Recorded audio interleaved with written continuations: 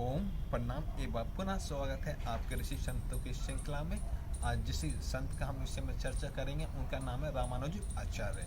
जी हाँ, ये भक्ति काल के संत हुए हैं और इनका रूप से इन्हें अद्वैत विशिष्ट अद्वैतवाद के प्रतिपादित सिद्धांत इनका ही है और ये उसके प्रवर्तक हैं। ये यमुनाचार्य जी के शिष्य रहे हैं। इनके जन्म स्थान काल के विषय में चर्चा करें तो इनका जन्म 1017 में और मृत्यु इनके 1137 में हुई थी। 120 साल का इनका लंबा समय काल था। ये वैष्णव संप्रदाय से संबंध रखते थे। इनकी माता का नाम कांतिमती था और पिता का नाम था केशवाचार्य। इनका नाम रामानुज आचार्य क्यों पड़ा, इसके ऊपर भी बहुत अच्छी एक हमें कथा मिलती है कि इनके माता के जो भाई थे जिनका नाम था सत्यानंद जी, वे यमुनाचार्य जी के सन्यासी शिष्य थे। उन्होंने इनका नाम बोला, इनका नाम रामानुज आचार्य ही होना चाहिए। क्यों?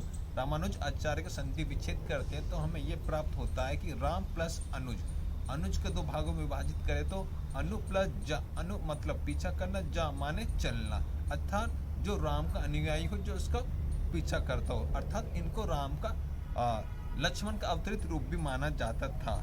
इनका जन्म पेरुम बुदेर जो कि चोल साम्राज्य के अंदर आता तमिलनाडु में हुआ था।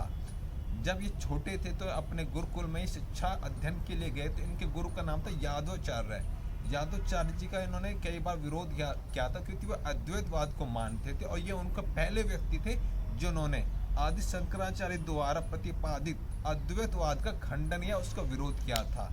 इनके इन व्यवहार से इनके गुरु इनसे काफ़ी रुष्ट थे और कुंठा थी और इनका उन्होंने षड्यंत्र रचा इनको मृत्यु दंड देने का, इनको मृत्यु तक पहुंचाने का। इसके लिए उन्होंने अपने अन्य शिष्यों के साथ मिलकर ये षड्यंत्र रचा कि इनके अन्य शिष्य इनको गंगा स्नान के बहाने उत्तर भारत लेके गए।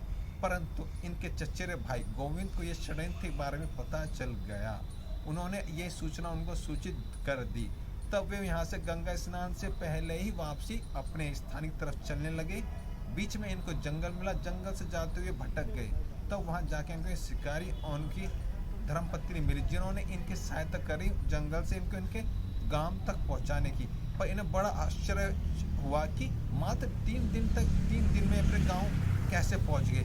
पर इन्हें पता चला वो स्वयं नारायण इनकी रक्षा करने के लिए आए थे। एक दृष्टांत और ये मिलता है कि यमुनाचार्य जी अपने जीवन के मृत्यु के निकट थे तो उन्होंने अपने शिष्यों के माध्यम से इन्हें संदेश पहुंचाया गया कि ये उनसे आके मिले। पर उनके आने से पहले ही उनका देहांत हो गया। पर उनकी 3 उंगली ऐसे मुड़ी हुई रही। कोई समझ नहीं पाया कि यमुनाचार्य जी गुरु कहना क्या चाह रहे हैं। तब ये उनके भाव समझ गए और उन्होंने कहा कि मैं रामानुज आचार्य, मैं आपके जो अधूरी इच्छाएं रह गई हैं, मैं विष्णु सहस्त्र नाम पर भाष्य लिखूंगा, वेदांत दर्शन पर भाष्य लिखूंगा और दिव्यम प्रबंध जो वैष्णव संप्रदाय के अलवरों का संग्रह है भजनों गीतों का, उस पर भाष्य लिखूंगा। जैसे एक एक करके उन्होंने ऐसे वचन करे उनकी उंगली धीरे धीरे सीधे होने लगी। इस प्रकार ये इनका दृष्टांत मिलता है। और दूसरा ये कि जो वैष्णव संप्रदाय है वो 4 भागों में विभाजित है, श्री, ब्रह्म, रुद्र और कुमार। तो ये श्री संप्रदाय के प्रमुख आचार्य रहे हैं रामानुज आचार्य।